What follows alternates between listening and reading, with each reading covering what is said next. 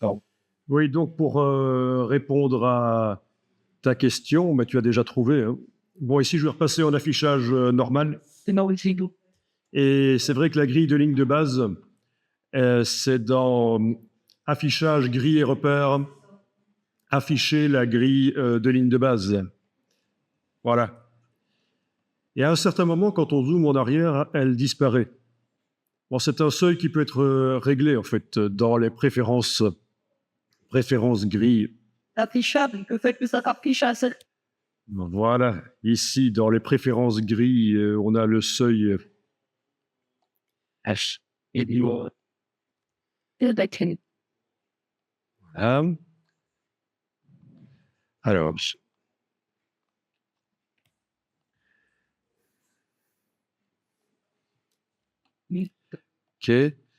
12,5. 1200%. Voilà, j'ai mis 1200% et elle ne devrait apparaître qu'à partir du moment où je zoome à 1200%. C'est un peu fort, ça, quand même. Donc, je vais retourner dans InDesign Préférences, grille. Ah oui, donc le zoom, c'est indique le moment où elle va apparaître. C'est ça, le zoom indique le moment où elle va apparaître. Ça peut être pratique. 400%, typiquement, ça va être bien, ça. Et donc, si je suis en affichage de quasiment ma page entière, je ne la vois pas, mais dès que je commence à zoomer sur le texte, elle va apparaître à partir de 400% d'agrandissement, à partir de 400% de zoom. Ça peut. Bon, alors on va faire un peu de place sur le dessus des pages, on va abaisser le texte. Et donc, on a le bloc, là, les blocs, chaque bloc qui est sur chaque page, il vient du gabarit. Donc je vais aller modifier dans le gabarit la dimension du bloc. Alors par la palette page, je vais donc aller double-cliquer sur le gabarit. Voilà. Nous avons donc deux blocs. C'est vrai que je pourrais les sélectionner tous les deux, clic, majuscule, clic, et avec la petite poignée là au centre, les abaisser, mais je vais les garder collés aux marges. Et en fait, je vais faire ce qu'on a déjà fait, c'est-à-dire modifier les marges et faire en sorte que les blocs qui collent aux marges suivent. Donc, j'ai double-cliqué sur le gabarit pour déjà voir ce que je fais, puis je vais faire clic, majuscule, clic pour activer les deux pages du gabarit. Dans la palette pages, je fais clic, majuscule, clic. Oui, donc c'est les pages, hein, parce que je vais jouer sur les marges des pages. Je ne vais pas jouer sur les blocs. Les blocs vont se rétrécir par le haut parce qu'ils vont suivre les marges. Mais là, je vais jouer sur les marges. Et c'est ça qui n'est pas toujours évident, c'est que parfois, on active les pages dans la palette pages, ou parfois, on joue directement sur les blocs en faisant clic, majuscule, clic. Mais bien, et c'est ici, c'est bien les deux pages du gabarit dans la palette pages que j'ai activé. Puis je vais dans le menu page en haut de l'écran, marge et colonne, et activer l'ajustement de la mise en page et enclencher. Ça, c'est un vieux système. Il a été remplacé par quelque chose de plus récent qu'on appelle les variantes de mise en page. Bon. Qui permettent notamment, quand on a fait une affiche format vertical, de faire automatiquement une version horizontale pour un flyer, par exemple. C'est un peu plus complexe, mais c'est une évolution. Ici, c'est juste une option à enclencher pour que les objets qui collent aux marges suivent quand on modifie les marges. Et donc, si on utilise les variantes de mise en page à un certain moment, il faudra désenclencher ça parce que ça entre en conflit, en fait. Il ne faudra pas que ceci reste enclenché. Ouais. Oui, mais c'est quand on est donc. Ça fonctionnerait aussi si c'était des blocs images collés, oui. Et lui, il va réduire le bloc. Il va réduire le bloc, oui, oui. Il marche bien. Ben, ça dépend comment le bloc est réglé. S'il est réglé en ajustement automatique, hein, dans les options d'ajustement, dans le menu objet, on peut faire en sorte qu'elle se redimensionne automatiquement. Ok, et donc ici, la chaîne est cassée et je vais jouer sur le paramètre de tête. Je vais augmenter ça. Et comme on le voit, ben, il y a de l'espace qui commence à apparaître sur le dessus des pages, puisque le bloc texte suit. Bon, je peux réduire aussi de pied. Et alors, je vais jouer sur le petit fond pour le faire un peu plus grand. Bon, le grand fond à 20 mm, c'est bien aussi. Et voilà.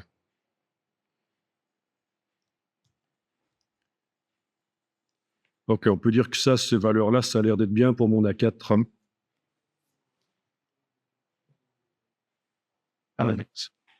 Tout en sachant que ça pourra encore être modifié après si on veut. Voilà, donc si je reviens dans le document, j'enclenche l'aperçu en bas à droite donc, de la palette des outils, donc le raccourci W. Et voilà.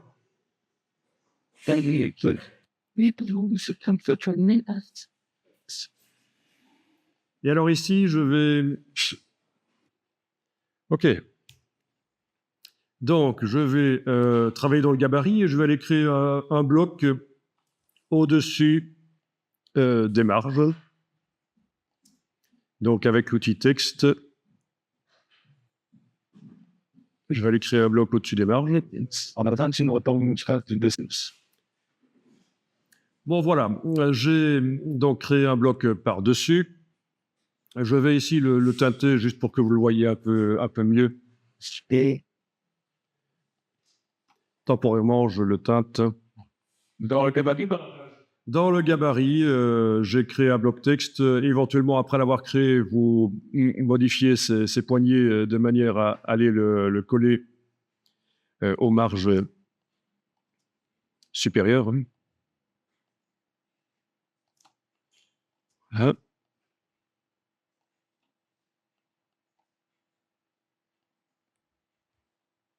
Ça va, ça fonctionne? Bien, alors je vais cliquer avec l'outil texte dedans. Alors, quel est le style de paragraphe qui a été pris? Ça a pris le style corps du texte.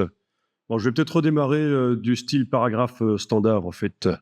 Donc, vous voyez, parce que j'ai cliqué avec l'outil texte là dans le bloc, et d'office, il me met un décalage, parce que dans le style de paragraphe corps du texte, on a un décalage de la première ligne vers la droite. Hein. Donc, je vais remettre en paragraphe standard. Voilà. Donc, ça colle bien sur le côté.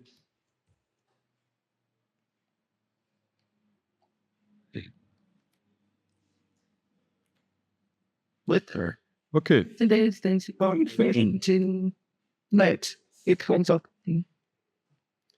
OK, donc je vais taper par exemple le nom du magazine.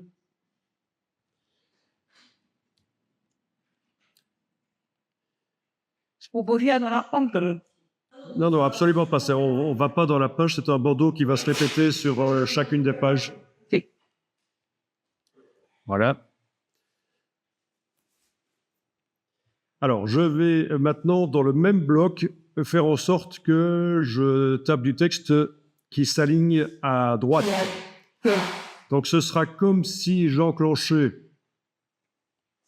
l'alignement à droite, sauf que je reste en alignement à gauche. Comment est-ce que je peux faire pour, dans le même bloc, avoir le texte à gauche là, et puis à un certain moment, la suite de la phrase qui se colle à droite? Eh bien, il faut que je fasse une tabulation de retrait à droite. Alors, vous avez un raccourci clavier qui est majuscule tabulation, mais vous pouvez aussi le faire avec le clic droit, insérer un caractère spécial, autre, tabulation de retrait à droite. Insérer un caractère spécial, autre, tabulation de retrait à droite. Donc, c'est majuscule tabulation, le raccourci clavier. Vous avez un signe spécial qui est apparu là, celui-là. Le signe de tabulation de retrait à droite et le curseur texte qui note là, au fond. Et là, vous pouvez taper ce que vous voulez. Édition spéciale, Patagonie, ce que vous voulez. Voilà. Et donc, pour aller chercher dans le menu, c'est clic droit, insérer un caractère spécial, autre, tabulation de retrait à droite. Et là, on a le raccourci qui est même indiqué. Voilà. Alors, vous voyez qu'il y a certains items de menu qui n'ont pas de raccourci, alors qu'on doit parfois les utiliser souvent. On va évidemment éditer les raccourcis de InDesign et ajouter des raccourcis pour les fonctions qui n'en ont pas. Par exemple, le fin du style imbriqué ici, c'est quelque chose qu'on va utiliser plus tard pour faire des sous-titres intéressants. Et il n'y a pas de raccourci. Donc, on ne va pas chaque fois aller chercher dans le menu, on va créer des raccourcis. Les raccourcis existants peuvent être aussi modifiés, bien entendu. Pour les récupérer sur un autre InDesign, les raccourcis personnalisés que vous avez faits, il faudra, dans C5, avant CC, en fait, avant les InDesign CC, il faudra prendre le fichier des préférences de InDesign et le transférer ailleurs. On peut aussi enregistrer les raccourcis sous forme d'un fichier KYS qui est transférable.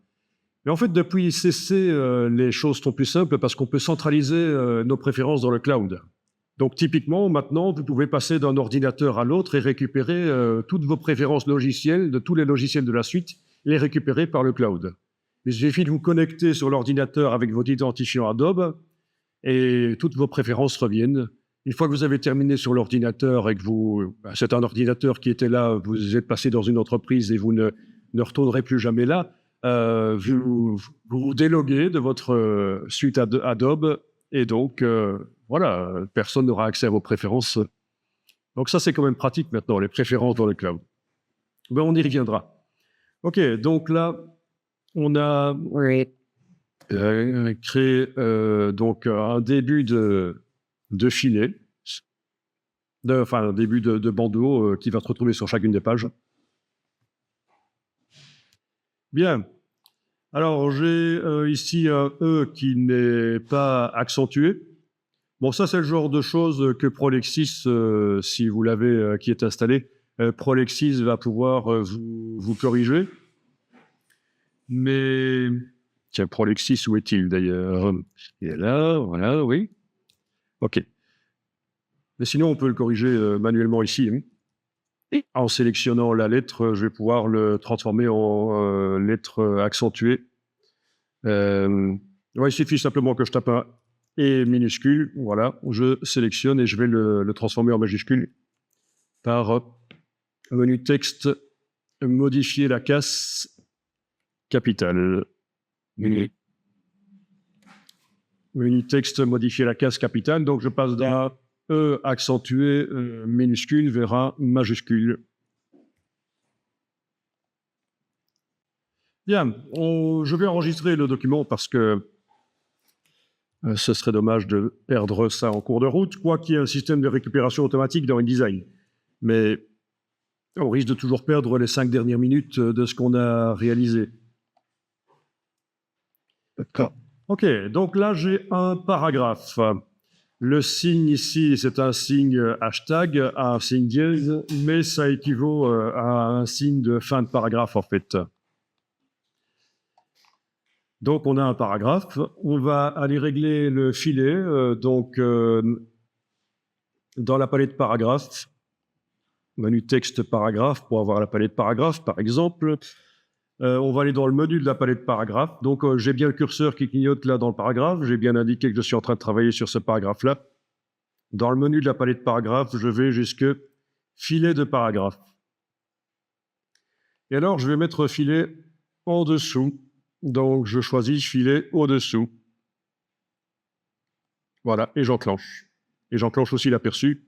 Et comme ça, on voit le filet qui arrive sur tout le paragraphe.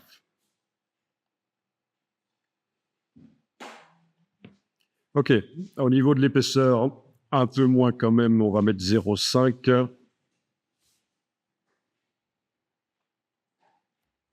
Au niveau du décalage, pour l'éloigner, on va jouer sur le décalage, bien sûr. Voilà.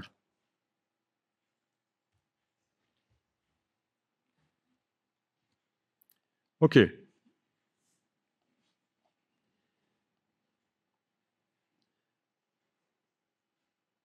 Alors. Bon, ici, vu que le bloc n'aura pas de couleur au final, je n'ai pas besoin d'éloigner le texte du bord intérieur du bloc. Je vais jouer avec la flèche noire sur la poignée du dessus pour abaisser. Voilà, je vais enlever la couleur de ce fond de bloc. Et donc, voilà ce que ça donne sur les pages.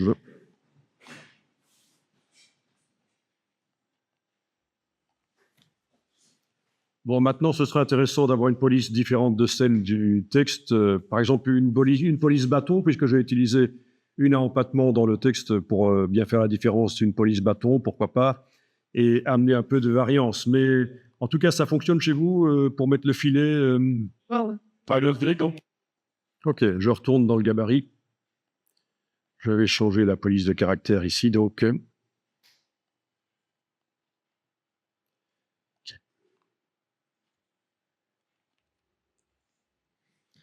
Voilà. Ok. Je vais sélectionner une partie du texte et manuellement. Il y a un truc que j'ai pas. Ok, donc ici, je suis tombé sur une police de caractère qui n'a pas de lettres accentuées dedans. Donc, je vais changer de police.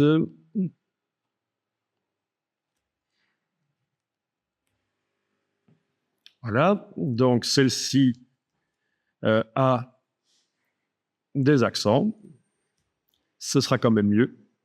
Et puis, j'avais dit que j'allais sélectionner une partie de la ligne et manuellement la faire passer en bold, mais cette police-là a-t-elle la variante bold? Ça, c'est encore une autre question. Oui, elle n'a pas beaucoup de variantes, mais la bold, elle l'a. Bon, sinon, on peut faire ce qu'on appelle du faux gras aussi. Et aussi du faux italique dans InDesign.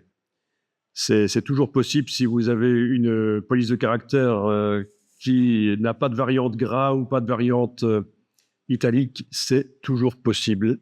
C'est pour ça que vous avez ici la fonction pour faire du faux italique.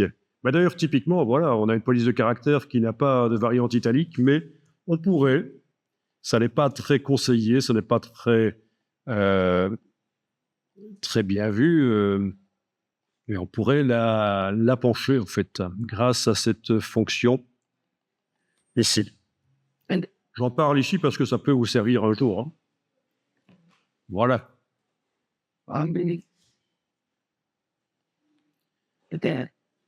Et si c'est un édition dedans, il faut voir. Alors, le faux gras, on le ferait en mettant un contour sur la police, un contour noir. On sait que t'avais une. Anciennement, il y avait les fonctions faux italique et faux gras. Anciennement, vous aviez des boutons pour transformer en italique et pour transformer en gras. Mais je ne pense pas qu'ils y soient encore. Et donc, si je dois transformer du texte en faux gras, j'irai par ici mettre une couleur noire pour du texte noir. Et par la palette contour, fenêtre contour,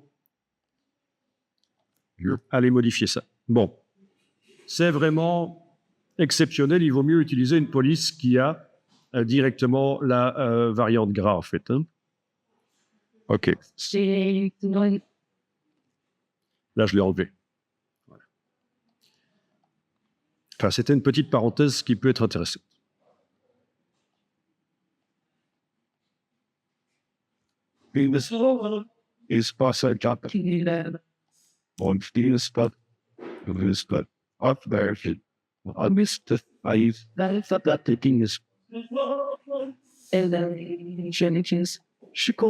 Ok, je retourne dans le gabarit et... Tiens donc, j'ai perdu ma palette des outils. C'est malin. Ah, fenêtre, outils, voilà.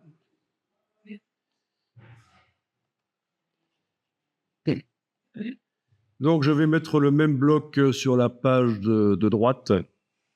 Donc, je le sélectionne, je le copie, commande C. Je ne peux pas aller sur la page de droite et faire un coller sur place, parce qu'en fait, le coller sur place, ça fonctionne pour toute la planche. Donc, les deux pages. Ils se remettraient au même endroit. Hein. Donc là, il va falloir que je le déplace manuellement avec la flèche noire et la touche Alt. En fait, non, donc ce que j'ai fait là avant, le copier, ça n'a pas, c'est moins intéressant. Donc, vous prenez la flèche noire, tout simplement. Avec la touche Alt et la touche majuscule, vous le déplacez Voilà. Et pourquoi?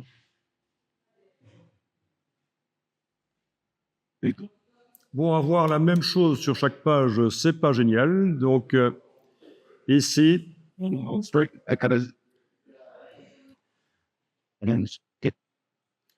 ben ici, je vais modifier.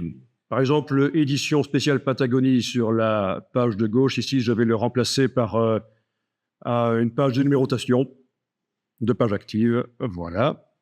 Tiens, Et sur la page de droite, le Nature Magazine, je vais le remplacer également par un caractère, une balise de numérotation automatique.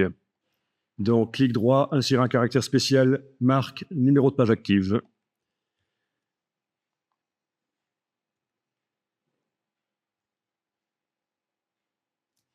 Donc, sur les pages, j'ai maintenant les numéros qui sont là. Alors, est-ce que c'est bien ou pas? C'est une question de design, il faut tester, il faut réfléchir. Par contre, ce qui pourrait être bien, c'est que le numéro se décale un peu vers celui de la page de gauche, qui a un peu d'espace à sa droite, et celui de la page de droite qui a un peu d'espace à sa gauche.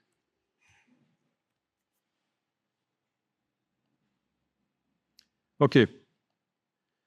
Donc, je retourne dans le gabarit, et sur le paragraphe, donc je clique avec l'outil texte dans le paragraphe. Sur le paragraphe, je vais aller mettre ici décalage. Oui, c'est vrai qu'on pourrait insérer un espace. Ça marcherait aussi. Un espace. Mais on va faire autrement parce que, en fait, ça ne marche pas si bien que ça. Donc, je vais ajouter ici 2 mm. Il vaut mieux faire comme ça.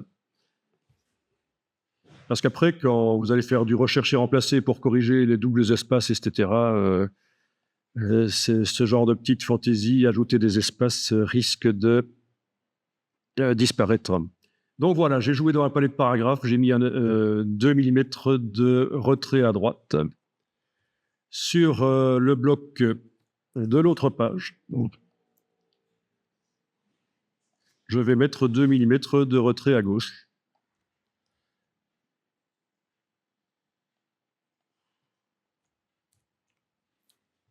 Bon. Et enlever le gras ici.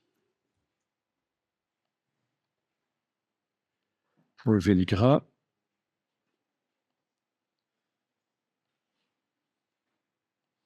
Pas de raison que le numéro de droite soit en gras et pas celui de gauche. Voilà.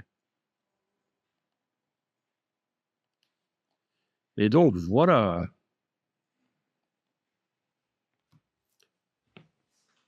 Vous connaissez bien sûr le système de la touche tabulation pour escamoter toutes les palettes temporairement. vite.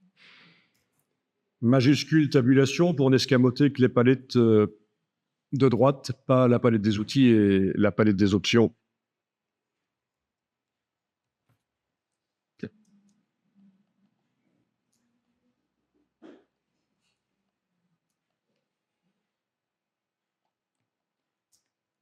Ah, c'est ça. Donc voilà, tu me parles du titre qui n'est pas aligné par rapport aux lignes. Oui, le monteur, en fait, was up that we make donc the old école. Donc c'est en rapport avec la grille de ligne de base. 400% finalement, c'était un peu trop peu ici. Je vais remettre ici à 12,5, voilà. Voilà, donc ce qui se passe, c'est que donc, le titre n'est pas sur la grille de ligne de base. Mais si jamais c'est une balle, Oui, si tu la mets sur la grille de ligne de base, il va quand même être plus haut que... Oui. Bon, alors ce qu'on peut faire, c'est faire du décalage par rapport à la ligne de base du titre. Alors, on va aller voir ça. Donc, rien n'est sélectionné. Je clique à côté de tout avec la flèche noire. Je vais dans la palette des styles de paragraphes et je vais aller modifier le titre. Donc, je double-clique sur le style de paragraphe titre.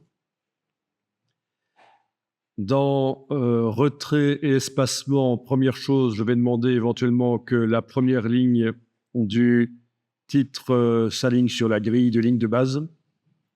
Donc on le voit, ça l'a fait. Ça, c'est une première chose. Comme ça, tous les titres seront alignés comme ça. La première ligne sera calée comme ça, quel que soit l'endroit où il se trouve dans le flux du texte d'ailleurs, hein, parce qu'on pourra avoir un titre comme ça au milieu du texte. Et alors, dans les formats de caractères. Et alors, donc, dans format de caractère avancé, vous avez ici un réglage du décalage vertical. Pour ceux qui connaissent Quark Express, c'est ce qu'ils appelaient le parangonnage. Et voilà, donc vous pouvez, dans le style de paragraphe, indiquer que par rapport à la position normale du texte, il doit apparaître avec un décalage, par exemple ici, de moins 5 points.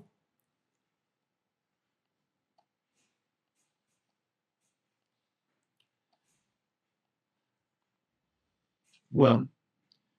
Et voilà. Ok. Bon, en plus de ça, je pense que je vais mettre dans retrait et espacement un espace après le paragraphe pour quand même éloigner le texte qui suit. Voilà.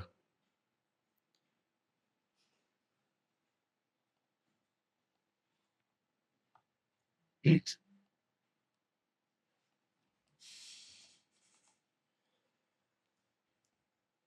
donc voilà pour répondre à ta question. Bon, alors le document ici n'est pas génial au niveau typographie. Le nombre de colonnes, la dimension du corps du texte, tout ça, ça devrait être revu, hein, le titre aussi, mais on avance progressivement pour apprendre techniquement InDesign. Et après, ça demande plus de temps pour mettre au point une maquette qui tient vraiment la route. Les colonnes ne sont pas assez larges par rapport à la dimension du texte. Ou c'est le texte qui est trop grand.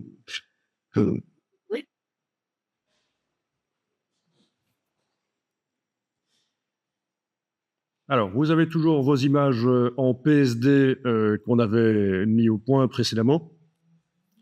On va les insérer dans le flux du texte. Ah oui, avant de faire ça, tant que j'y pense, on va voir que le titre, il est possible de le mettre sur 2 colonnes, ou 3 même. Avant, pour faire ça, avant CS4, en fait, pour faire ça, il fallait mettre le titre dans un bloc texte à part et le superposer ici sur le corps du texte en habillage. Bon, maintenant, c'est intégré directement dans le style de paragraphe, le fait qu'un titre peut s'étendre sur plusieurs colonnes. Donc, dans les styles de paragraphe, toujours en n'ayant rien qui est sélectionné, je vais aller double-cliquer sur le style titre. Et vous avez une rubrique ici, étendue de colonnes. Et là, vous allez pouvoir dire qu'il va s'étendre sur plusieurs colonnes.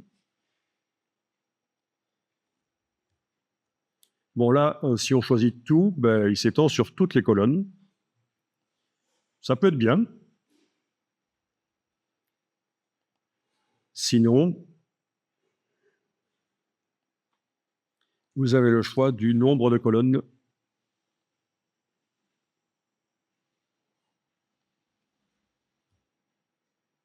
Voilà. Finalement, je pense que c'est mieux que ça s'étende sur toutes les colonnes.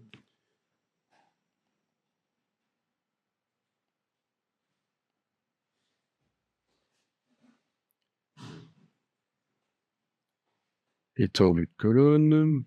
Ici, tout. Et nous. Voilà.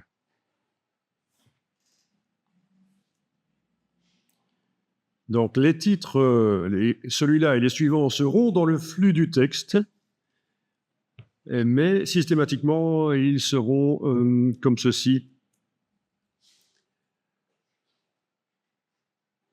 seuls, avec un espace vide sur leur droite.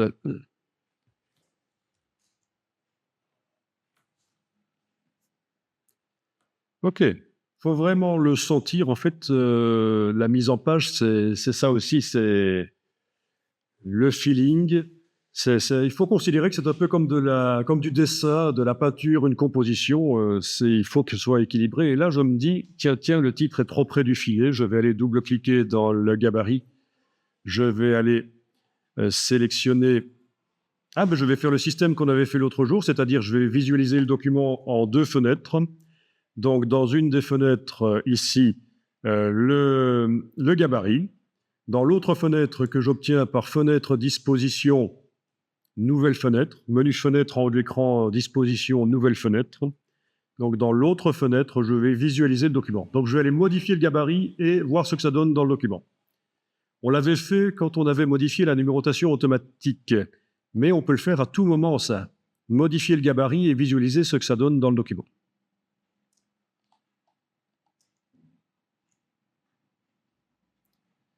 OK.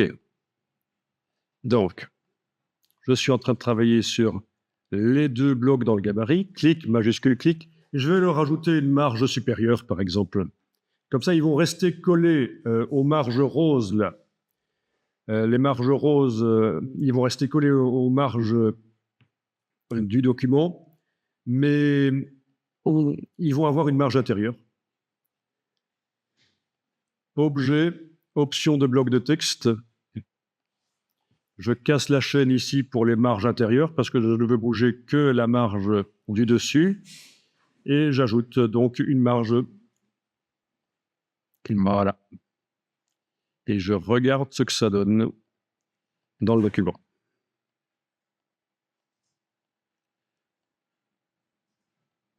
D'accord? Alors, vous étonnez pas, bien sûr, le fait d'ajouter 1 mm fait descendre à un certain moment beaucoup le titre. Pas tout. Parce que c'est aligné sur la grille de ligne de base, évidemment. Il y a une contrainte. C'est pour ça que le fait de bouger d'1 millimètre, en fait, décale à un certain moment le titre vers le bas de plus qu'1 millimètre, 5 millimètres sans doute. Enfin, l'interlignage. OK. Bon, c'est mieux. Par contre, l'espace après, ouais.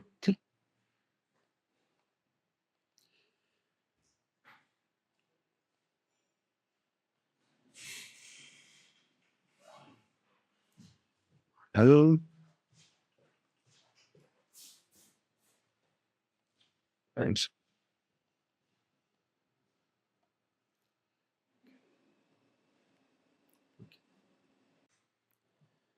Bon, et c'est bien de positionner les éléments en utilisant ce genre de fonctionnalité qu'on a utilisé jusqu'à présent, parce qu'il y a certaines écoles où on forme les gens à faire la mise en page, mais c'est une approche très artistique, et alors c'est du positionnement d'éléments qui se chevauchent, ça ressemble un peu à du n'importe quoi, et ça pose parfois des problèmes pour sortir à l'impression les documents. Il y a des notions et puis Alors même pour une carte de visite, on va pas mettre les différents éléments de la carte de visite dans des blocs séparés, commencer à les positionner manuellement. On va utiliser notamment pour une carte de visite la fonction qu'on a utilisée là tout à l'heure, la tabulation de retrait à droite. C'est le genre d'exercice qu'on demande typiquement dans une entreprise quand on veut tester la personne, parce qu'il y a toujours les 15 jours d'essai pour voir un peu si la personne s'intègre, etc. C'est le genre d'exercice qu'on demande assez vite dans InDesign, simplement une carte de visite. Voilà. Et on voit si la personne utilise les espaces après paragraphe, les tabulations de retrait à droite, etc. Typiquement, une carte de visite, tout pourrait être fait dans un seul bloc. Si la personne commence à faire 4, 5, 6, 7 blocs sur la carte, c'est mauvais signe. Le texte dans Illustrator, en effet, c'est moins facile. La logique n'est pas la même en plus. Le moteur typographique de Illustrator est bon parce que c'est celui de InDesign, qui a été porté dans Illustrator et dans Photoshop aussi d'ailleurs. Mais la manipulation du texte est plus difficile dans Illustrator. Et donc, si vous disposez de InDesign, je conseillerais pour une affiche de faire le graphisme dans Illustrator et de terminer dans InDesign. l'export PDF est plus complet aussi dans InDesign. Voilà. Alors, dans Photoshop, l'astuce, c'est quand vous faites du texte dans Photoshop, si vous voulez qu'il sorte nickel, vectoriel, il faut enregistrer le fichier Photoshop en Photoshop PDF. Et là, le texte, les différents calques texte sont inclus dans le PDF en tant que vecteur. Ah oui, on peut zoomer dessus, ça reste toujours net, ce sont des polices de caractère. Donc, c'est pour ça qu'on entend parfois dire qu'il ne faut jamais faire du texte dans Photoshop. Et à notre époque, ça fait quand même depuis une dizaine d'années qu'on peut enregistrer en Photoshop PDF dans Photoshop et récupérer les polices très nettes. Donc, il n'y a pas de problème. Même si on a mis des effets spéciaux dessus, ça va marcher. Bon, alors, petite parenthèse. Je fais beaucoup de parenthèses, mais c'est un logiciel qui est composé de plusieurs, de centaines de techniques qui se mettent ensemble, qui composent ce qu'on appelle la mise en page. Donc, c'est un peu logique.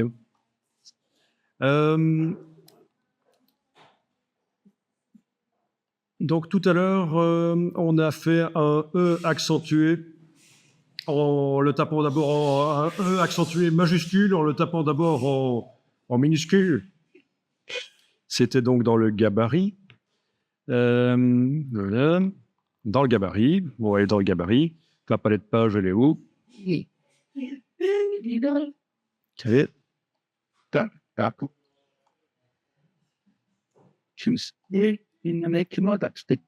C'était là. Voilà. Donc, on avait tapé un E minuscule accentué, puis par menu texte, modifier la case capitale, j'avais obtenu un E majuscule accentué. On peut le taper directement, le E majuscule accentué, avec un raccourci qui est verrouillage majuscule E accentué. Alors, je vous montre. En principe, avec verrouillage majuscule enclenché et le E accentué minuscule, on obtient un E accentué majuscule. Sauf qu'il y a une subtilité, c'est que si vous êtes en français numérique, ça ne marche pas, il faut être en français tout court. Alors, le clavier belge, je n'ai pas essayé, tiens, je vais essayer. Vous êtes en clavier belge, vous? Ah, français. Français tout court? Ou français numérique? Ah, français numérique, donc ça ne va pas. Est-ce que vous avez le petit drapeau du clavier là qui apparaît en haut? Sinon, il faudra aller dans les préférences pour aller trouver les préférences. Vous allez dans les préférences? Oui, vous ne l'avez pas là au-dessus, donc on va aller dans les préférences système du Mac sur les claviers. Ça doit être dans langue et région, si je me souviens. Oui? Oui, c'est ça. Dans langue et région, on a préférence clavier. Voilà. Bon, tant que vous y êtes, vous pouvez cocher ça parce que c'est pas mal de l'avoir au-dessus.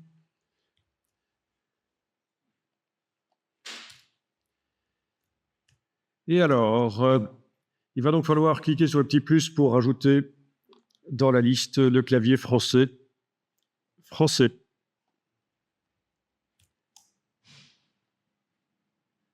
Voilà. On va travailler en clavier français. Pas français numérique, vraiment français. Et là, dans InDesign, si je fais touche verrouillage majuscule enclenché et ça ne marche pas parce que je ne l'ai pas vraiment appliqué, en fait, à mon avis. Je n'ai pas dû l'appliquer dans les préférences. Donc, je vais devoir aller le changer ici, en fait. Ouais. OK. Donc, je disais, voilà, ça marche. Hein, on tape directement le E accentué majuscule. Bon, OK. Alors, pour répondre à ta question, si tu as des choses spéciales quand même, comme des lettres majuscules avec tréma, bon, on va avoir recours à... Non, c'est pas texte Ben, on va faire texte glyphe, hein. Voilà, texte glyphe, que vous avez aussi dans n'importe quel logiciel sur le Mac en allant dans le menu là au-dessus, dans afficher visualiseur de caractères. Donc, que vous soyez dans n'importe quel logiciel sur le Mac, vous avez le visualiseur de caractères. Voilà. Mais évidemment, là, ça va pas marcher. Par contre, je vais utiliser celui de InDesign, menu texte, glyphe. Et voilà. Alors, le Y majuscule avec tréma, Ouais. encore faudra-t-il qu'il soit prévu dans la police, qu'il ait été dessiné. Ah ben tiens, c'est quand même pas celui-là. Non, ça c'est spécial, ça. C'est du grec, ça sans doute. Ah oui, il y a le Y avec tréma en minuscule. Bon, ben je vais essayer celui-là. Hein. Voilà. Et on va voir ce qui se passe si on le fait passer en majuscule, parce que j'arrive pas à trouver la majuscule dans la liste là. Voilà, ça marche. Donc, c'est une typiste to the old Ethan. Ah oui, ça, Just, suivant la police de caractère, on l'aura ou pas. I think there's other day. All I do is Canada. Live. C'était l'Helvetica. There's a small. Helvetica, nouveau, nu, en... Ouais, il faudrait voir. Helvetica nu régulière. Bon, apparemment, il a l'air d'y être. Mais maintenant, il faut voir l'éditeur de la police Helvetica. Parce que Helvetica, ça peut être sorti par plusieurs fonderies. Hein. Il faut voir qui a sorti celle que tu avais. Ok, donc ça répond à la question. Le Y majuscule avec tréma. Et donc, tu avais quelqu'un qui avait un nom... je suis sûr que tu l'as inventé rien que pour poser une question piège. Ok, donc je vais dans mon document. Une des deux fenêtres, là, je vais la fermer parce que j'ai deux fenêtres ouvertes. J'y ai pas besoin. Je n'ai plus qu'une fenêtre ouverte. Et vous avez autour des pages un plan, un marbre, en fait, pour pouvoir positionner des éléments. On va l'utiliser. Donc, toute cette zone grise qui est à gauche et à droite des pages et au-dessus et en dessous, on va l'utiliser. Le problème, c'est que au-dessus et en dessous des pages, c'est pas génial. Il n'y a pas énormément de place. On va aller changer ça dans les préférences de InDesign. Je vous rappelle que quand on modifie les préférences en ayant un document ouvert, ce ne sera valable que pour ce document-là. Si je voulais que la modification que je vais apporter ici soit pour tous les documents suivants que je vais créer, il faudrait que je le fasse en n'ayant aucun document ouvert, cette modification des préférences. Alors, c'est donc dans les préférences repères et table de montage. Repères et table de montage. Et vous voyez que les marges horizontales, ben, elles sont à 297 mm. Ça veut dire que de chaque côté des pages, à gauche et à droite, j'ai la largeur d'une page A4 horizontale. Par contre, au-dessus, la valeur du dessus, elle est à 25,4, donc 1 pouce. Bah, écoutez, je vais passer à 120, par exemple, 120 mm. OK. Et voilà. Voilà. Vous voyez, tu ne voyais pas ta zone parce que tu étais en aperçu. Voilà. Voilà. OK, ben vous avez vu comment on peut se donner un peu plus de place pour travailler, préparer les choses à la manière des imprimeurs qui assemblaient les caractères mobiles en bloc sur leur marbre et puis qui l'amenaient sur la platine. Alors, ce qu'on vient de faire ici, augmenter les marges supérieures et inférieures, est également utile si vous faites un jour de la publication numérique. Parce que dans la publication numérique, quand on porte un magazine sur tablette, on met du texte déroulant. Et on a donc des blocs très hauts qui débordent de la page. On a besoin de blocs de place au-dessus et en dessous. Donc, voilà, typiquement, à quoi ça pourrait servir. OK, alors je vais aller importer dans ce document des images, peut-être sous forme de grille, comme on a fait l'autre jour. Donc, fichier importé, je vais aller chercher mon dossier avec les images. Je vais n'importer que les PSD. Donc, est-ce que dans votre boîte d'importation, ben d'abord, vous êtes en affichage par liste, c'est quand même mieux. Est-ce que vous voyez les colonnes, notamment la colonne type?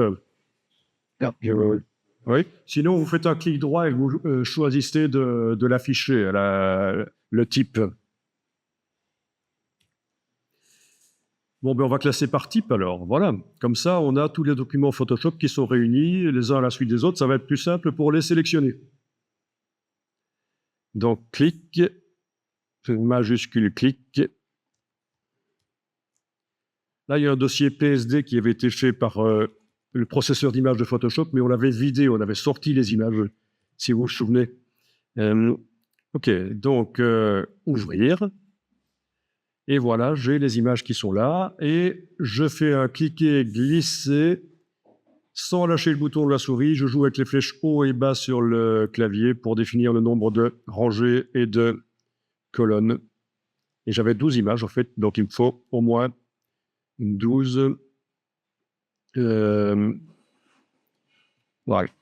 Je lâche le bouton de la souris, et voilà.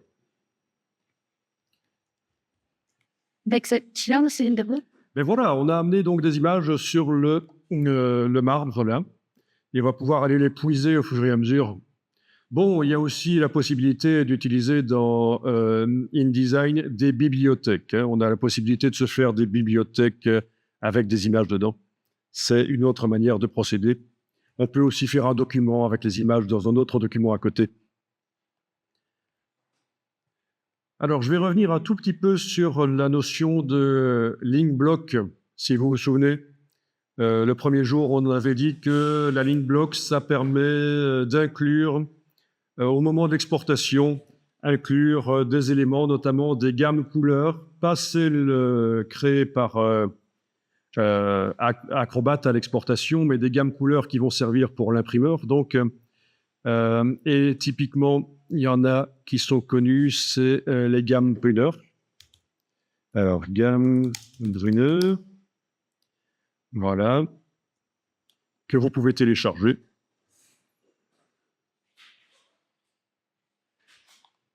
Qui vont servir donc au contrôle de la couleur au moment de l'impression.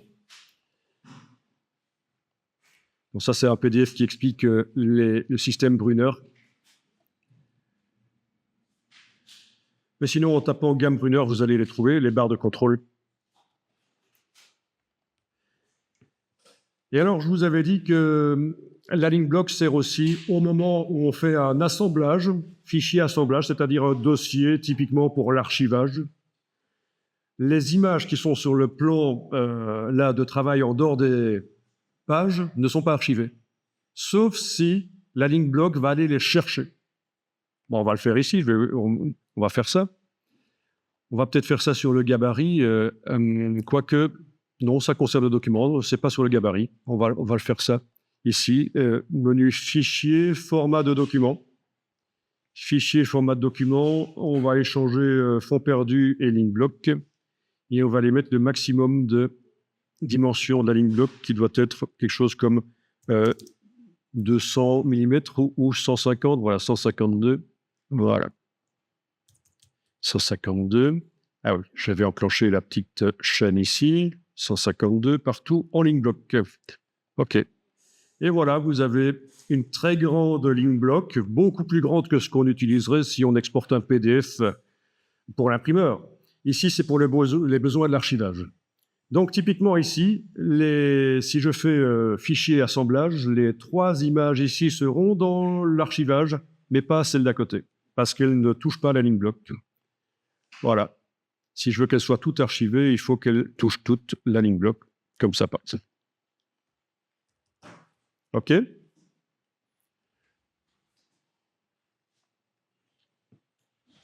Bon, ça c'était la petite parenthèse. On avait parlé de la ligne bloc et son utilité pour quand on fait un assemblage, un archivage de notre document. Alors ici, on va placer dans le flux du texte, on va placer des images. Et donc, nous allons aller en prendre une. On va la couper, par exemple, commande X, et on va aller la coller dans le flux du texte sur un paragraphe vide. Ce sera beaucoup plus simple que de la coller à l'intérieur d'un paragraphe. Donc, avec l'outil texte, vous cliquez à la fin d'un paragraphe. Vous avez toujours vos balises qui sont visibles. Hein. Menu affichage, afficher les caractères masqués si elles ne sont pas visibles. J'enfonce la touche retour chariot, j'ai créé A1 paragraphe vide qui utilise le style corps du texte. Je colle, commande V, et voilà, j'ai collé l'image. Alors, ça ne marche pas dans un premier temps, mais on va faire en sorte que ça fonctionne. Et donc, on voit le curseur texte qui clignote là, à droite de l'image. Elle est sur son paragraphe. Bon, alors là, on a deux problèmes.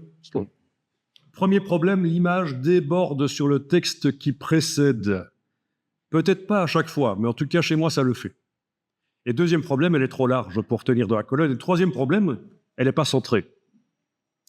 Bon. Alors, souvenez-vous qu'on vient de coller cette image dans un paragraphe qui utilise le style de paragraphe, corps du texte. Si je vais dans la palette style de paragraphe, on voit que je suis en corps du texte. Alors, pour résoudre le problème de l'image qui déborde sur le texte précédent, on va tenter ceci, donc toujours en ayant le curseur qui clignote là à droite. Et au fait, si vous avez cliqué ailleurs, pour faire en sorte que le curseur clignote à nouveau à droite de l'image, dans le paragraphe de l'image, il va falloir cliquer dans le paragraphe précédent, comme ça, et puis avec la touche gauche sur le clavier, vous amenez le curseur dans le paragraphe de l'image. Ce sera peut-être plus simple. Vous voyez ?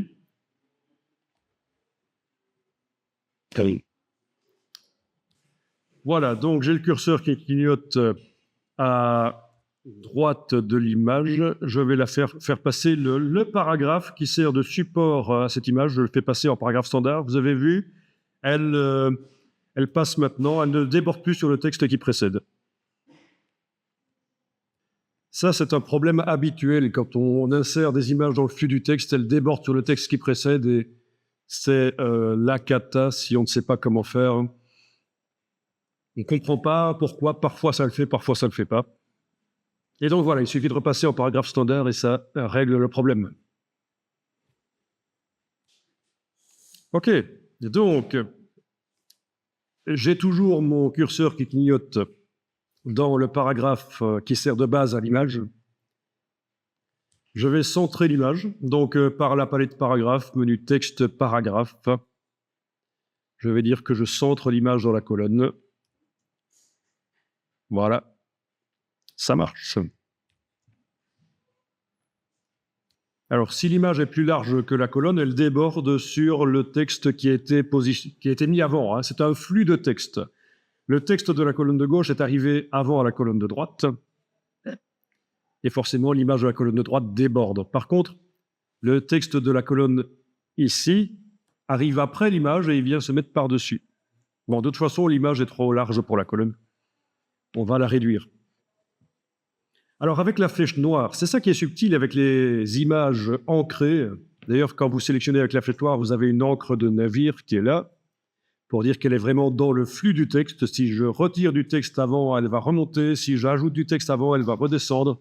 Elle suit, elle est ancrée dans le texte. Donc, avec les images ancrées, c'est ça qui est subtil, c'est que, suivant ce qu'on veut faire, on travaille sur l'image comme d'habitude sur les images, donc avec les flèches, blanches, noires, le réticule central pour aller modifier l'image à l'intérieur, etc. Ou alors, on travaille sur le paragraphe qui sert de base. Et donc, ça, c'est avec les outils texte. C'est ce qu'on vient de faire. On a fait précédemment, donc juste avec l'outil texte, un centrage sur le...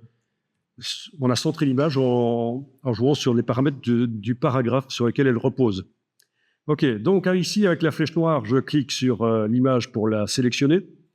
Dans mon cas, vu que c'est une image qui vient d'une grille importée, il y a de l'espace au-dessus et au-dessous. Je vais dire, tiens, le bloc doit s'adapter à la dimension de l'image.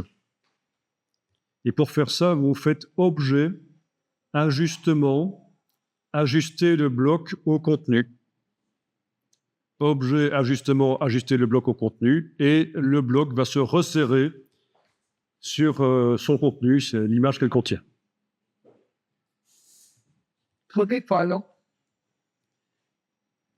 Il est possible que l'encre, vous ne l'ayez pas dans ces 5 cas. Mais c'est une image ancrée. OK. Alors, évidemment, ce que je viens de faire là, j'aurais pu le faire sur toutes les images avant de les amener dans le flux de texte. Par exemple, si je sélectionne toutes les images là qui me restent sur mon plan de travail et que je demande Objet, Ajustement, Ajuster le bloc au contenu, mais tous les blocs se sont resserrés autour des images. Et donc, c'est fait une fois pour toutes.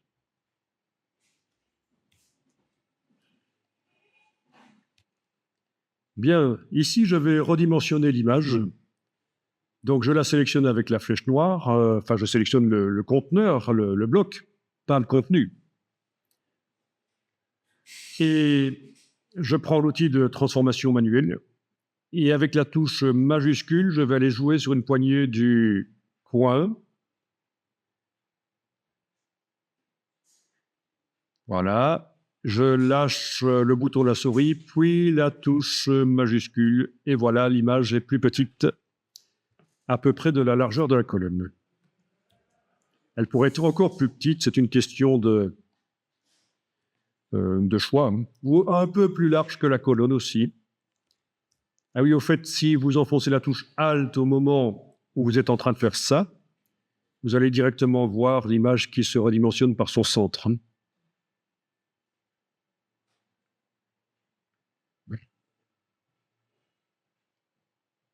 Je lâche le bouton à souris, puis la touche Alt est majuscule dans ce cas-ci. Alors, je vais toujours enregistrer le fichier parce que c'est toujours mieux.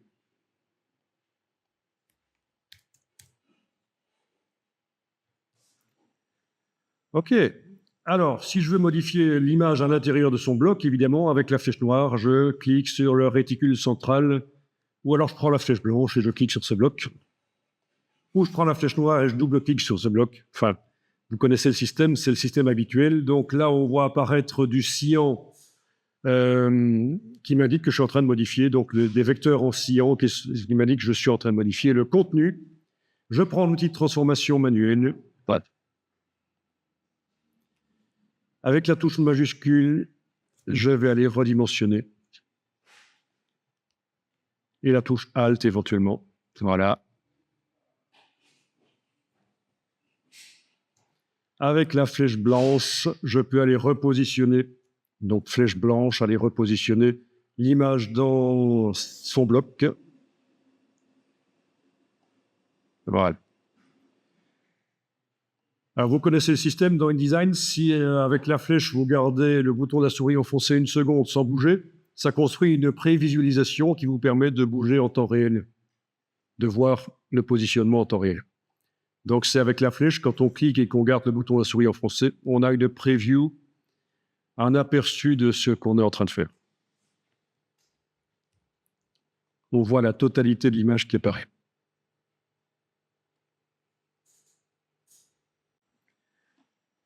Bien, eh bien, on va régler l'espace avant, parce que l'image qui colle au texte qui précède, là, c'est pas bien, c'est pas bien. Donc, avec le curseur texte, avec l'outil texte, je clique sur le paragraphe précédent, puis touche flèche gauche du clavier pour aller dans le paragraphe là. Ceci dit, j'ai pas essayé. Qu'est-ce qui se passe quand on essaie de cliquer là? Ben non, ça marche pas en fait. Ça pose problème. Vous voyez, vu que l'image déborde là, si j'essaye d'activer le paragraphe, c'est dans la colonne d'à côté que le curseur se met. Donc c'est pour ça que c'est une bonne idée de faire ça. Puis, flèche gauche au clavier, on a le grand curseur qui clignote à droite de l'image. Et là, je vais aller modifier, dans la palette paragraphe, je vais aller modifier l'espace avant. Voilà. Et peut-être même l'espace après, c'est vous qui voyez.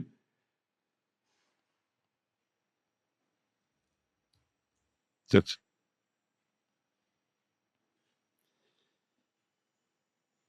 Donc, le style, c'est le paragraphe standard, mais qui a été modifié. On a un petit signe plus qui indique qu'on a amené des modifications. Notamment, on a centré.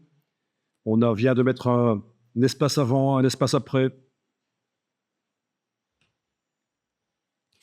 OK, donc en ayant le curseur qui clignote dans ce paragraphe, je vais créer un style de paragraphe. Donc, dans la palette style de paragraphe, je vais dans, ici, le menu nouveau style de paragraphe et je vais dire que c'est une image centrée dans la colonne. D'après aucun style. On l'avait dit, c'est important de vérifier que quand on crée un style, il soit créé d'après aucun style, à moins qu'on veuille que ça se passe comme ça pour une raison qu'on connaît.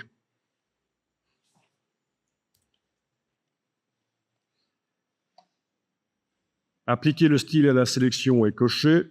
Je clique sur OK.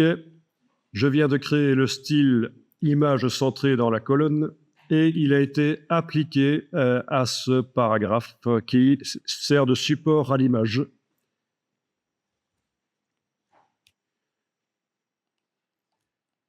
Bon ben voilà, la suite, je vous montre, vous allez tester ça.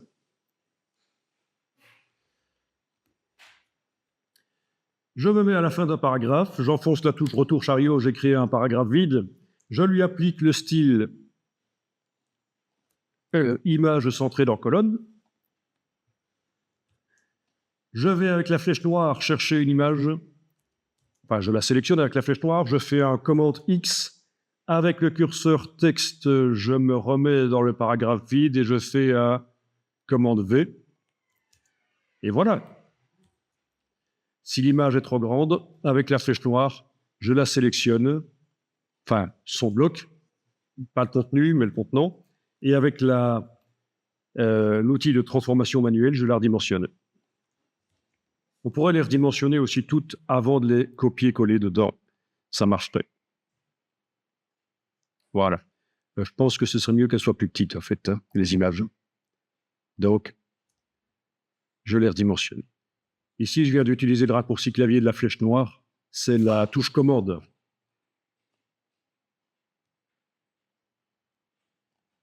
Voilà. Etc., etc.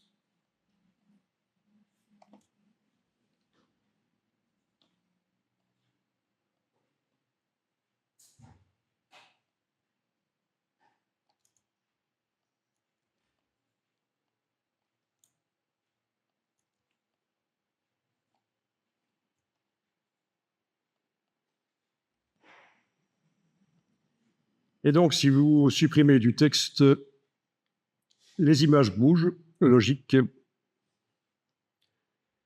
Alors, c'est peut-être pas génial qu'elles soient toutes seules en début de colonne. Peut-être qu'en fin de colonne, c'est moins gênant, en bas de colonne, c'est moins gênant, mais en début de colonne, les images toutes seules, c'est pas génial.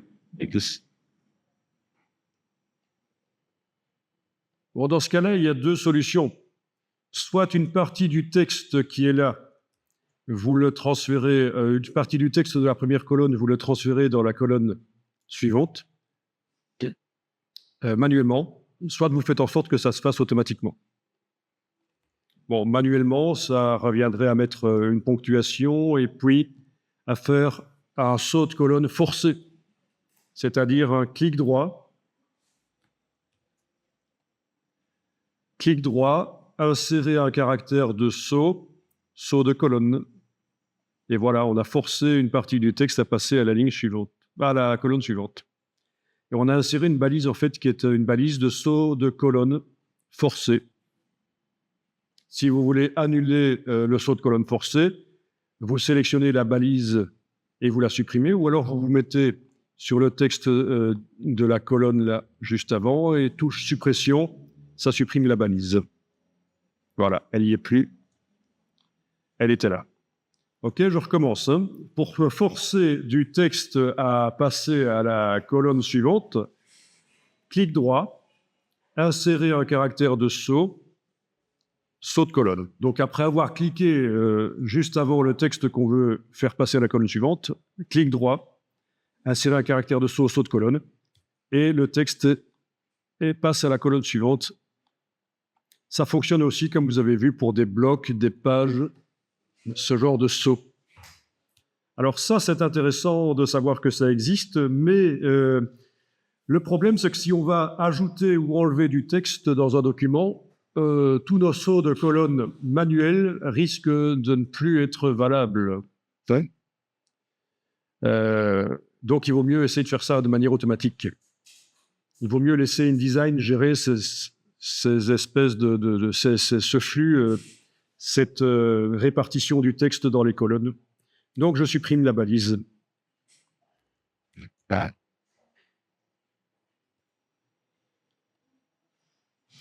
Alors, comment est-ce qu'on va faire pour que l'image ne se trouve jamais seule en début de colonne? Eh bien, on va utiliser les options d'enchaînement. On va la rendre dépendante du paragraphe qui précède ou qui suit. On va dire qu'elle ne doit jamais se trouver dans une colonne sans qu'il y ait certaines lignes du paragraphe qui précède qui soient là aussi. Ok, donc la balise de saut de colonne manuelle, là, je l'ai supprimée. Je clique à côté de tout, rien n'est sélectionné. Je vais aller modifier le style de paragraphe, image centrée dans la colonne. Et alors là, vous avez les options d'enchaînement. Et alors là, on va dire qu'il doit être solidaire, ce paragraphe, avec le précédent. Et vous voyez ce qui se passe dès qu'on clique? On a une partie du paragraphe précédent qui arrive. C'est la fin du paragraphe précédent et de la colonne de gauche, donc qui arrive. OK. Voyez un peu si là on peut régler le problème. Non, ça ne va pas régler le problème ici. Ça, c'est déjà une première chose. C'est pas génial du tout, hein.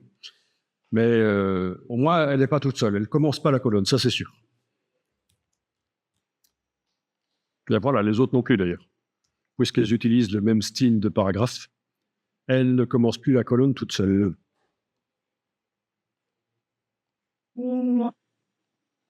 Parce que si on donne le bilan base, une image mise sur le fil, c'est pas toujours mieux de devoir faire aussi un band. Ok, alors comment faire en sorte qu'il y ait plus de lignes qui arrivent automatiquement et pour éviter ces problèmes de bout de paragraphe minuscules? Eh bien, je vais aller, toujours en n'ayant rien qui est sélectionné, je vais aller modifier le style de paragraphe corps du texte. Je double-clique sur corps du texte et je vais dans les options d'enchaînement. Et alors, ici, ce n'est pas une question d'attacher les paragraphes corps du texte avec un autre paragraphe. Hein. On ne va pas utiliser solidaire avec précédent ou paragraphe solidaire, etc. Nous, on va dire ligne solidaire. C'est un problème à l'intérieur du paragraphe corps du texte. Voilà. Ligne solidaire, dès que vous enclenchez ça, vous avez ici le réglage début 2, fin 2. Ça veut dire qu'il doit y avoir au minimum 2 lignes. Mais ce n'est pas encore assez. On va monter jusqu'à, je crois qu'on peut aller jusqu'à 5. Je vais mettre 5 et 5 en fait. Hein. Ah non, on peut monter plus. C'est quoi le minimum? Ah. Il n'y aurait plus de minimum? Je sais pas. Vous me dites quoi dans ces 5? C'est jusqu'où vous pouvez monter à cet endroit-là? Bah, Je croyais que c'était 8 en fait, le minimum avant. Non? 20? Oh, bah c'est super. Voilà.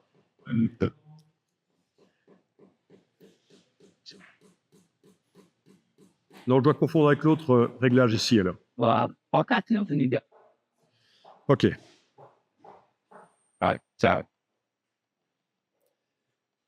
Bien, donc ben, je vais mettre 5, 5. C'est bien ça.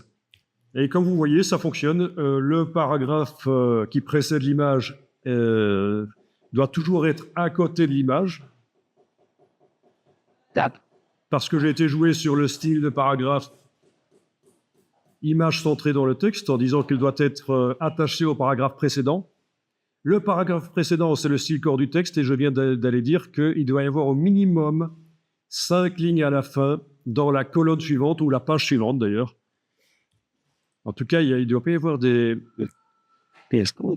mots, une ligne toute seule. Ok, voilà. Et donc ça, c'est mieux de faire ça plutôt que de faire ce qu'on avait fait avant, insérer un caractère de saut de colonne manuellement. Parce que ceci, c'est automatique. Si j'ajoute du texte ou si j'en enlève, ça continue à fonctionner. Mais Voilà. Voilà. D'accord? Là, je colle du texte. et tout le monde. Je colle quelques lignes, on voit que l'image descend. À un certain moment, elle devrait normalement se retrouver seule en début de colonne, sauf que ça ne va pas le faire, puisqu'on a réglé les options d'enchaînement. Et le Ça, c'est bien. Ça veut dire que vous êtes paré pour faire rapidement, en quelques heures, des documents très longs. Si vous avez réglé vos styles de paragraphes comme il faut, vous avez possibilité. On vous demande de faire 300 pages avec insérer 120 images dans le flux du texte. Il n'y a pas de problème. Ça peut être fait en... C'est un truc qui peut être fait en 2 jours, quoi, hein, voire même moins. Tandis si on doit commencer à chipoter manuellement dans les sauts de colonnes pour que ça ait l'air valable, ça va prendre plus de temps. Et alors, l'autre manière de placer les images, c'est les rendre... elles sont indépendantes du texte. Par exemple, je prends cette image-là, je vais la déplacer là. Voilà, ceci peut s'appeler. Je vais l'agrandir, je vais la faire déborder. Si vous avez une imprimante qui permet de faire du bord perdu, vous avez toujours intérêt à faire du bord perdu. Cette image-là n'est pas l'idéal. Pour l'exemple, on va plutôt prendre celle-là. Oui, si vous avez une imprimante qui permet de faire du bord perdu, ou si vous imprimez chez un imprimeur, faites-le. Il faut surtout le faire parce que ça donne un côté professionnel à vos documents. OK? Donc là, l'image a été placée bêtement par-dessus le bloc. Si je regarde dans la palette des calques, je vais voir l'image qui se situe par-dessus les blocs.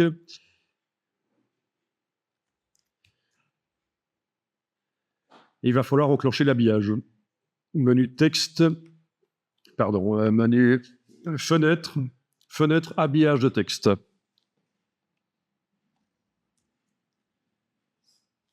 Et donc là, on enclenche l'habillage. Et voilà, l'image ne recouvre plus le texte. Là, elle recouvre. On va mieux voir si je la déplace un peu. Voilà. Là, elle recouvre et là, elle habille. Bon, il n'y a pas assez de place pour que le texte soit correct là. Voilà. Et alors, vous avez l'espace pour repousser le texte. Voilà. Une marge d'habillage. OK. Bon, voilà, ça répond à la question. Oui, on peut faire comme ça, placer les images par-dessus le texte, faire en sorte qu'elles repoussent le texte d'office. Je peux même la placer à cheval sur 2 colonnes.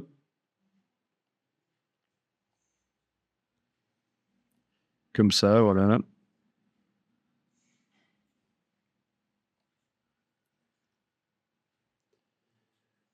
Mais là, elle n'est plus liée au texte. Elle ne suit plus le texte. Si c'est juste une image décorative, ça va. Si elle est en rapport avec le texte et les paragraphes et ce qui est expliqué, ça peut être plus en mieux.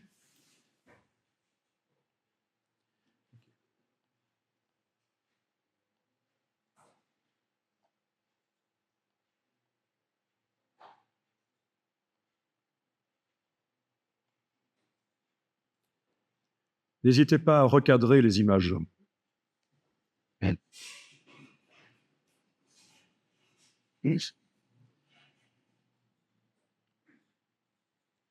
Ok, donc le corps du texte ici est franchement trop grand, mais ça va être un peu compliqué de le changer.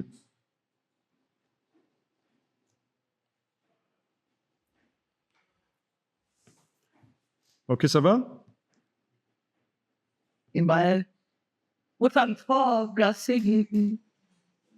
Oui, donc pour l'habillage, on est bien avec la deuxième icône. Le bloc, c'est le bloc qui habille, c'est pas le contenu. Puisque le contenu, de toute façon, est rectangulaire, ça n'a pas de sens de passer en habillage par le contenu. Alors c'est vrai que vous pourrez casser la chaîne ici des marges pour ne pas faire de marge supérieure et inférieure. Puisque le texte est calé sur une grille, ça peut être ennuyeux. En tout cas, les faire plus petites.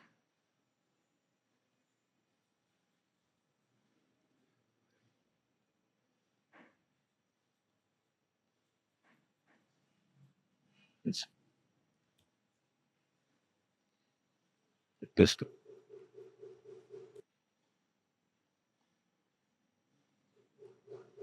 Donc,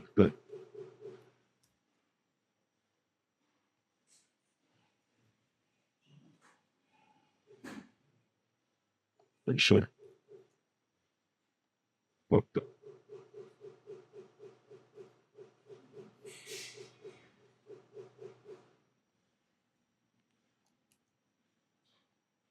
Mais parler par entière, je mets naturellement les genres de climat.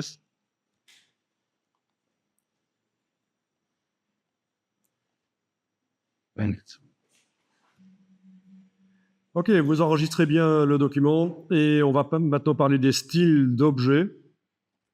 C'est-à-dire qu'on va donner un style à une de ces images, pas le paragraphe qui supporte l'image, hein, vraiment l'image, le bloc. On va lui donner un style, c'est-à-dire quoi? Ça pourrait être un contour, ça pourrait être une ombre, des effets spéciaux. On va faire les deux, on va faire un contour et une ombre portée. Et donc sur une des images. Et puis on en fera un style d'objet pour pouvoir appliquer sur les autres blocs images le même style.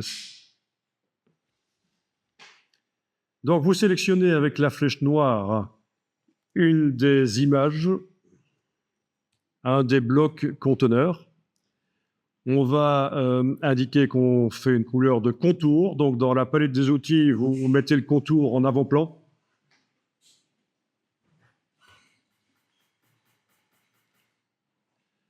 Dans la palette nuancier, vous choisissez une couleur ou vous en créez une. Par le menu de la palette nuancier, nouvelle couleur.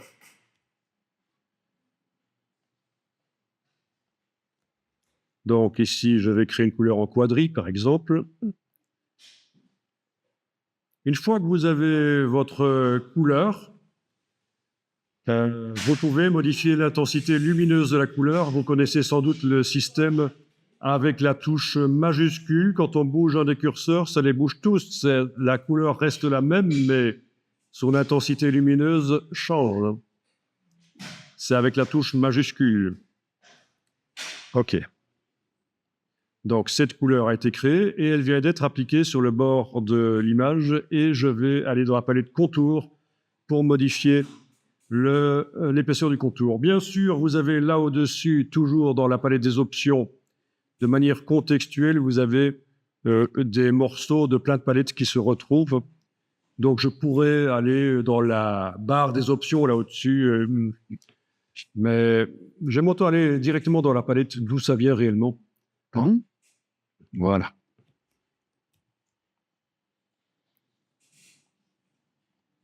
OK. Alors, quelque chose qui est intéressant, quand vous mettez des cadres comme ça, quand vous créez des blocs de couleurs dans une mise en page, c'est faire en sorte que ça prenne une des couleurs des photos que vous utilisez. Comme ça, au niveau intégration, c'est mieux. Ça tient mieux la route. Par exemple, ici, plutôt que ce cadre brun, je vais aller prendre une couleur dans la photo. Donc, j'ai toujours mon bloc image qui est activé. Je suis toujours en train de modifier la couleur de contour. C'est bien ça qui est en avant-plan dans la palette des outils. et je vais activer la pipette et je vais cliquer dans la photo. Et voilà, j'ai pris une couleur dans la photo. Si je veux pouvoir tester d'autres couleurs de la photo, je dois enfoncer la touche Alt pour forcer la pipette à rester en mode de prélèvement. Et alors là, je peux aller tester d'autres couleurs de la photo, notamment les gris de la fleur ou l'orangé ici. Voilà. Ok, je vais plutôt me mettre avec un des gris là. Voilà. Ok, ça marche. Bon. Alors les cadres comme ça sur les photos, évidemment, c'est très lourd visuellement. Ça convient dans certains cas quand on fait un document léger, loisir, typiquement genre parc d'attractions où on fait un plan d'accès ou des choses comme ça. Ça a un côté fort enfantin en fait. Hein. C'est pas très sobre. Et pourquoi pas?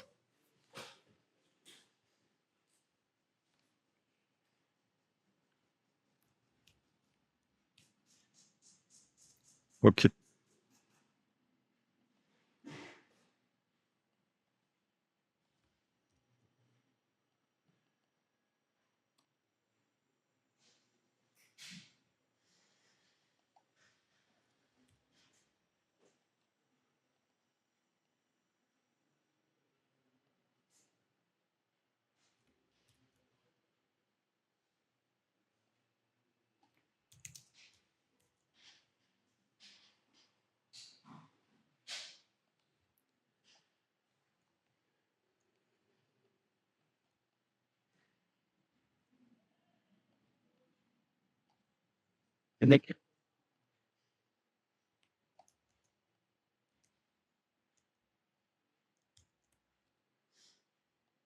Ok. Eh bien, on en arrive au style d'objet.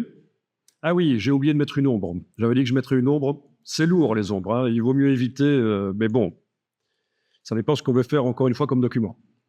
Alors, en ayant le bloc image sélectionné, je vais dans Objet, Effet, Ombre portée.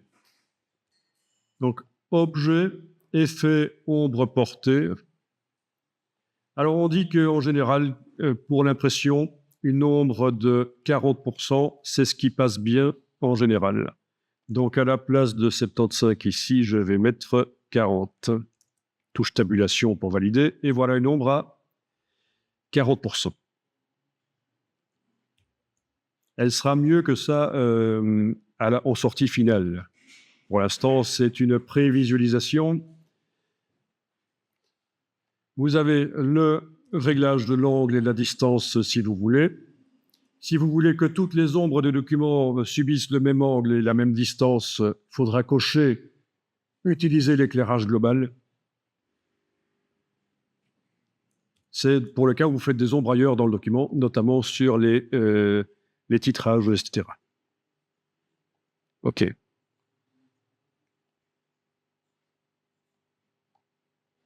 Voilà, si on passe en affichage, performance d'affichage, affichage de qualité supérieure, vous allez voir l'ombre avec une meilleure qualité. OK. Bon, là, elle est quand même fort loin de l'image, c'est pas génial. Je retourne dans Objet, Effet, Ombre portée. Je vais changer la distance. Voilà.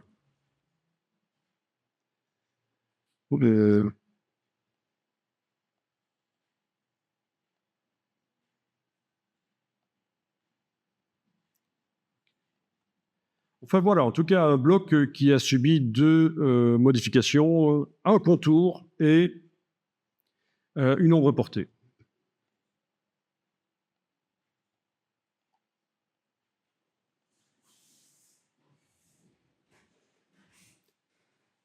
Ok.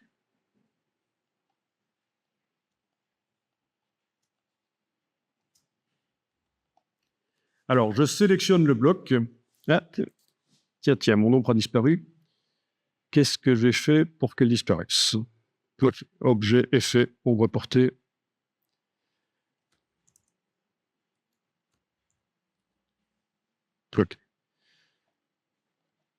Ok, je sélectionne le bloc et je vais dans Fenêtre, Style, Style d'objet. Donc là, vous avez tous les styles possibles dans InDesign. Les styles d'objet, c'est pour les blocs. Les styles de caractère, c'est pour évidemment appliquer des modifications à certains des mots d'un paragraphe. Les styles de cellules et de tableaux, c'est quand on fait évidemment des tableaux dans InDesign. Et dans la dernière version de InDesign, il y a même des styles en plus.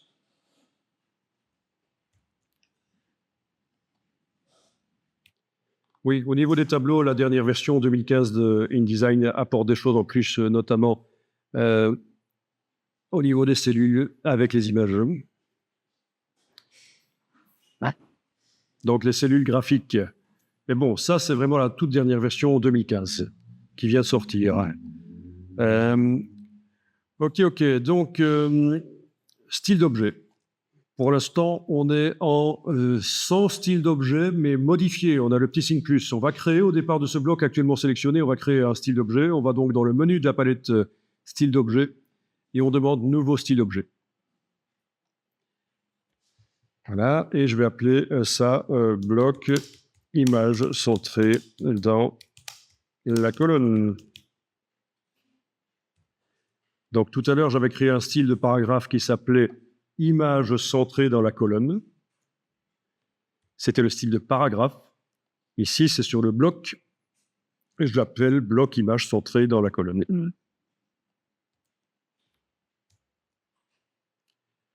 D'après aucun. C'est bien. OK.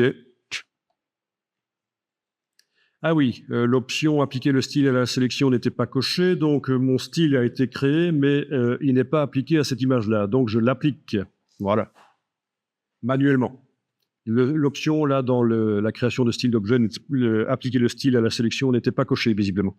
Et donc à partir de là, j'ai simplement allé activer un autre bloc et lui appliquer ce style, et ça marche.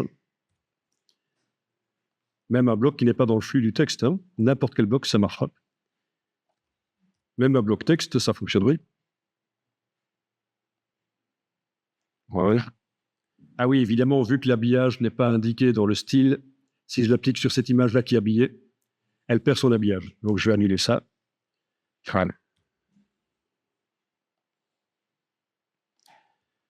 Ok. Donc très intéressant, les styles de blocs. Moi, j'ai expliqué ça récemment à des étudiants qui sont sortis d'une école d'infographie et ils m'ont dit « Eh bien, si on nous avait expliqué ça avant, on aurait gagné beaucoup de temps. » Plutôt que de modifier tous les blocs manuellement. Hein? Oui, il faut automatiser, vraiment. En fait, quand on fait quelque chose de répétitif et ennuyeux, il faut se dire, tiens, ça vaudrait peut-être la peine d'aller voir s'il n'y a pas quelqu'un qui a inventé un système pour que ce soit automatisé. Soit quelque chose qui existe déjà dans le logiciel, soit quelque chose qu'on ajoute.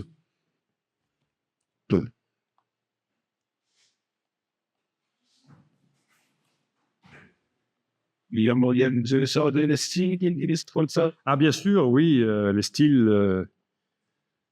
Alors, plus pour Photoshop et Illustrator, mais pour InDesign, ça doit exister. Je vais donc aller voir dans Google.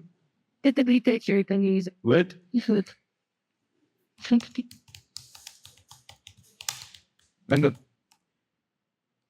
Donc, je vais taper InDesign Download Styles. Et celui-ci, voilà. Ah, ça, c'est des styles pour les tables, pour les tableaux. C'est encore autre chose, ça. Le template.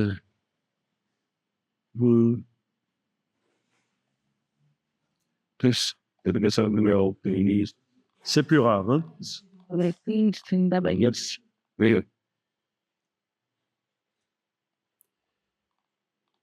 En fait, ce qui se passe, c'est que les styles de InDesign, ils seront intégrés dans des templates, en fait. Hein.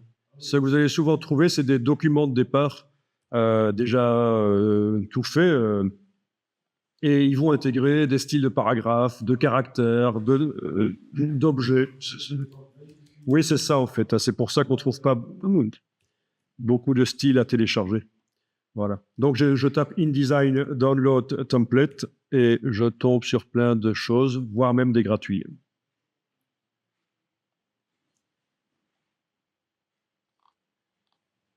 Voilà.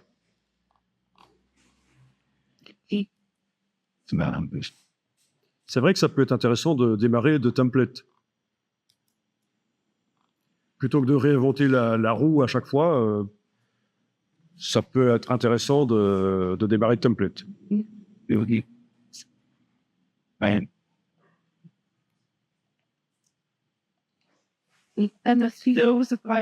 Alors, ce qu'on fait aussi, c'est qu'au fur et à mesure qu'on crée les documents, on les garde et on les adapte.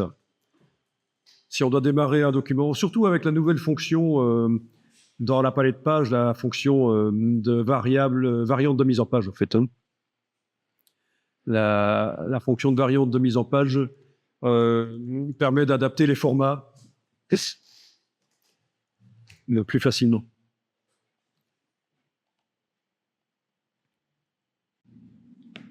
OK, alors je vais enregistrer le document. Je vais fermer le document. Et là, je vais en créer un autre. Donc, nouveau document, format A4 horizontal, vertical, pardon, format A4 vertical, page en vis-à-vis, si on veut. Non, même pas, je vais décocher. Donc, A4 vertical, page en vis-à-vis.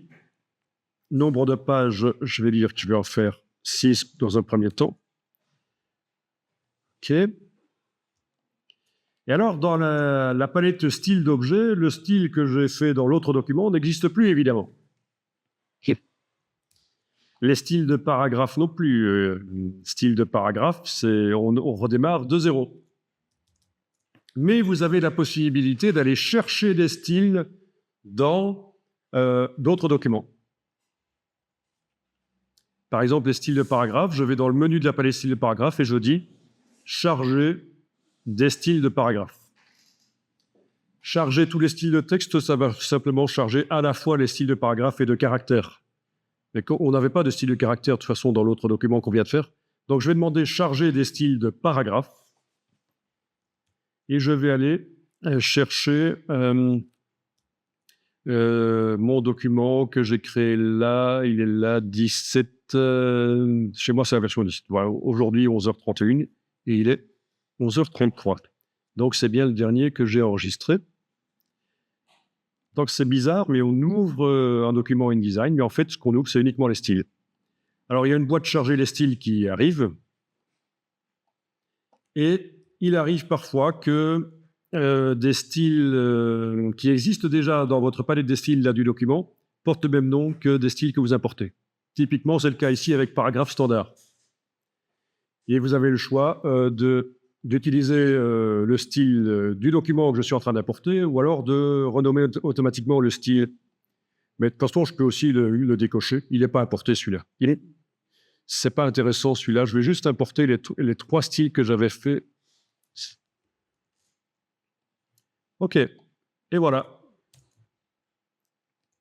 Même chose pour le style d'objet. On a la possibilité d'aller charger les styles d'objet, d'aller les chercher dans un document. Ceci dit, si vous faites du copier-coller d'un document à l'autre, et là je réouvre mon document précédent, je vais prendre une image, commande C, je la copie, je ferme le document précédent, je colle l'image dans le document ici. Le fait de transférer un élément, c'est comme dans Illustrator d'ailleurs, hein, le fait de transférer un élément d'un document à l'autre amène les styles avec...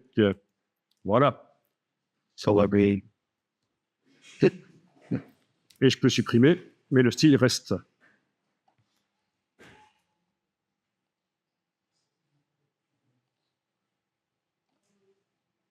OK. Il pourrait être renommé d'ailleurs, il n'y a pas de problème. Enfin voilà, super intéressant de voir que vous pouvez charger des styles qui viennent d'un autre document pour ne pas à chaque fois devoir les recréer, bien sûr. OK, ça va?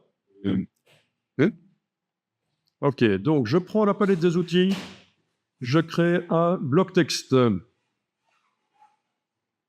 OK. Je vais remplir avec du texte de substitution. Je vous montre, là, vous allez tester après. Voilà. Je peux lui appliquer le style là, c'est pas un problème. Bon, il y a juste que pour du texte, il faudrait que je double-clique sur le style pour quand même aller modifier certaines choses, notamment les marges intérieures, hein, pour que ça ne colle pas. Hein. Si le bloc a de la couleur, il vaut mieux que le texte soit éloigné du bord intérieur du bloc. Option générale de bloc de texte, je peux aller modifier ici. Et donc, avec la case aperçu coché, ça ira mieux. Voilà, je suis en train de modifier la marge intérieure. OK?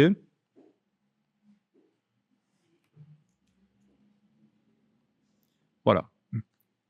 Donc, tous les blocs de texte qui seront créés.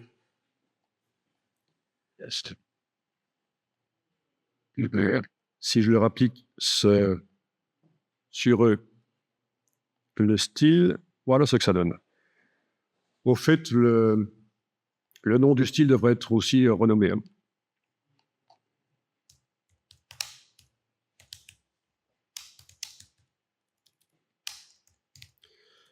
Voilà. Et marge intérieure. Ce serait plus logique. Oups.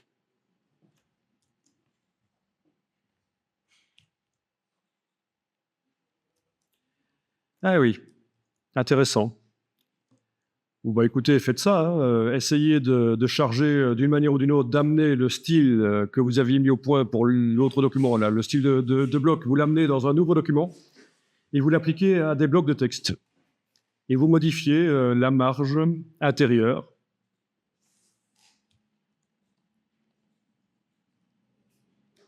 Vous avez réussi à faire donc des blocs texte qui utilisent le style que vous avez modifié, vous avez fait une marge intérieure. Vous remarquez un truc qui est un peu bizarre, c'est que le texte, il a une ombre aussi, non?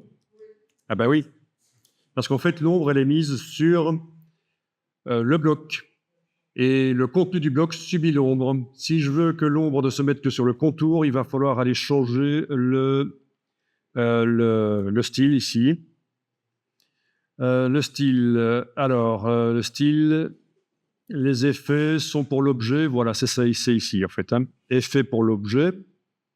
Je vais décocher l'ombre portée pour l'objet et je vais dire que je mets une ombre portée sur le contour, par exemple.